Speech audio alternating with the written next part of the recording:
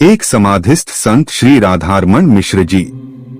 सोचिए, जिनके नाम से विश्व का पहला पूर्वज मुक्तिधाम स्थापित हुआ है और ऐसी जगह हुआ है जहां अपनी 111 वर्ष की लंबी शरीर आयु में वे एक बार भी नहीं आए।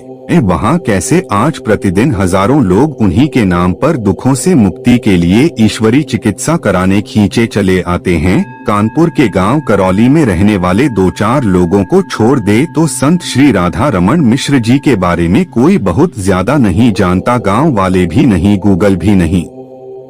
वर्ष 1994 में वे समाधि में लीन हो गए, स्वेच्छा से समाधि ली। तंत्र के घोर साधक रहे, सदा सत्य की खोज में लगे रहे, इतनी तल्लीनता से कि बहुत जरूरी होने पर ही कुछ बोलते थे, बहुत जरूरी होने पर ही किसी से मिलते थे। शरीर जीते जी ना कोई पीठ स्थापित की, ना कोई दरबार सजा, या फिर अब क्यों कैसे, इन्हीं प्रश्नों के उत्तर इस अध्याय में खोजे गए हैं। इस दृष्टि के साथ कि प्रकृति अपने रहस्य से पर्दा उठाने के लिए अब कैसे किसका चयन करती है, कभी संतों महापुरुषों से यह कार्य कराती है तो कभी डॉक्टर संतोष सिंह भदौरिया जैसे सामान्य व्यक्ति से भैया करा देती है, करा रही है। करौली धाम इसी का प्रमाण है। कानपुर की नरवल तहसील में गांव है पाल्हेपुर।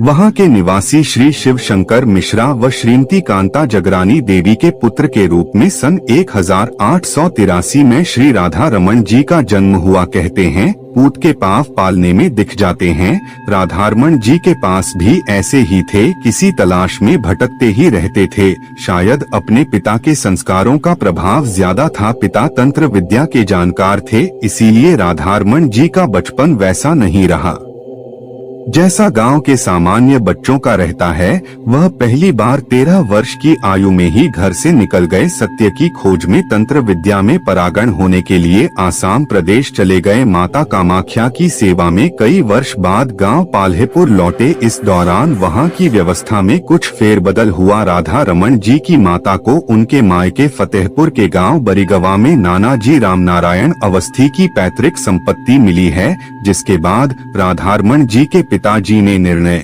लिया कि वह बरगवा में ही रहेंगे, इसीलिए उन्होंने गांव पाल्हेपुर की संपत्ति अपने वही के परिजनों में वितरित कर दी और बरिगवा आ गए।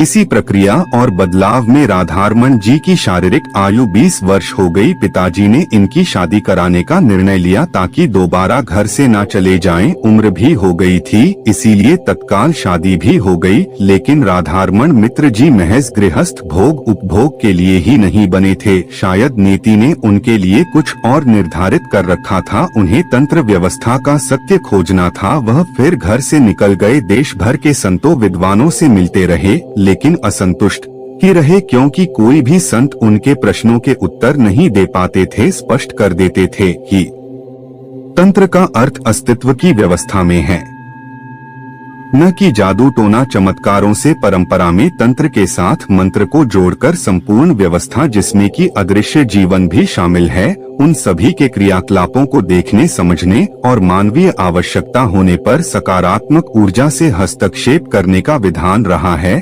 लेकिन तंत्र व्यवस्था की समझ न होने के पोंगापंथियों ने इसे लोगों को प्रभावित करने और अपने ही साधन के लिए प्रयोग करना शुरू कर दिया। काले जादू की तरह से राधारमण जी को यह सब तो करना नहीं था, बल्कि तंत्र व्यवस्था का पूरा सत्य समझना था। इसीलिए तलाश में लगे ही रहे। इसी तलाश में आसाम प्रदेश के कामरू कामाख्या मंदिर पहुँचे। वहाँ तंत्र व्यवस्था के महारथियों से मुलाकात हुई।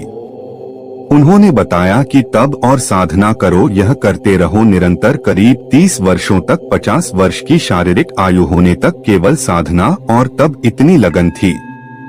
बाद में मां कामरू कामाख्या का संरक्षण आशीर्वाद प्राप्त हुआ।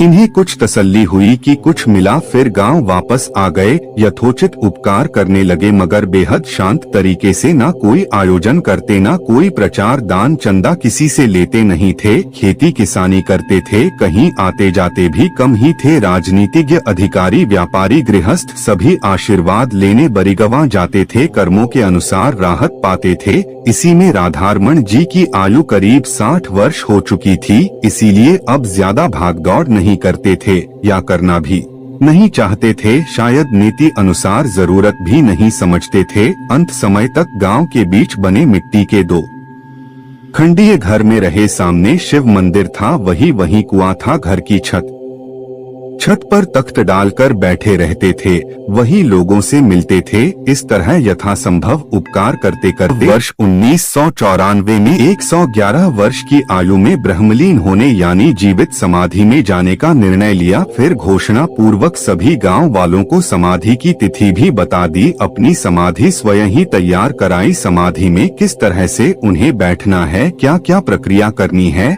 यह भी गाँव वाले को बता दिया। साथ ही एक चेतावनी भी दी कि समाधि लेते ही गांव में आंधी तूफान आएगा, डरना नहीं। ग्रामीणों ने उनके बताए समय अनुसार उन्हें समाधिस्थ किया। बताते हैं कि इस समय उनका शरीर बहुत कोमल हो गया था, दमक रहा था और खुशबू आ रही थी। समाधि होते ही गांव में काले बादलों के साथ आंधी आई। गांव ही नहीं, आसपास के कई गांव में जंगलों में बड़े बड़े पेड़ भी उखड़ गए। लेकिन उसके बाद बेहद मनोनुकूल शांति हो गई। बाद में इक्का दुक्का लोग उनकी समाधि पर आते जाते रहे। उन्हीं में उनके सबसे प्रिय शिष्य रहे संतोष सिंह भगौरिया भी थे, जो नियमित रूप से वहां जाते रहे थे।